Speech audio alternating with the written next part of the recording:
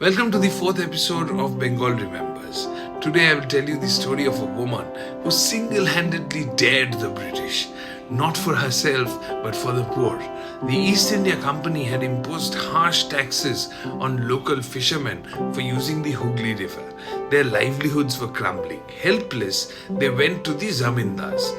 Most turned them away, except one. This episode talks about that one lady, Rani Rashmoni. She did not protest, she acted. Rashmoni gave rupees 10,000 and procured an ijara, a lease from the East India Company, for a 10-kilometer stretch of the Hooghly River, that is the tributary of the Ganges that flows through Calcutta. Now, this stretch was from Ghushuri to Mitia Bhuj.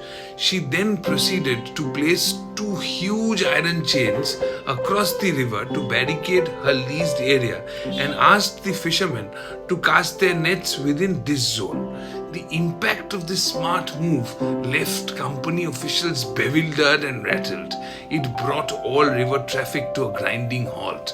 When they asked Rashmoni for an explanation, she said that it was necessary to protect her income from the property as commercial steamships were affecting fishing activities in her ijara. She also quoted British law to point out that she was entitled to do so and was happy to fight it out in court if the company thought otherwise. With boats piling up on both sides of the shackled zone, East India Company was compelled to come to an agreement with Rashmoni. The tax on fishing was abolished, protecting the rights of the fishermen and giving them unrestricted access to the Ganges. And that's how a widow outwitted the famously crafty English company. But that was just one chapter in her extraordinary life. Born in 1793 in a modest family in Kuna village, Rani Rashmoni rose to power after her husband's death, taking charge of the Janbajar estate. She was devout but not docile.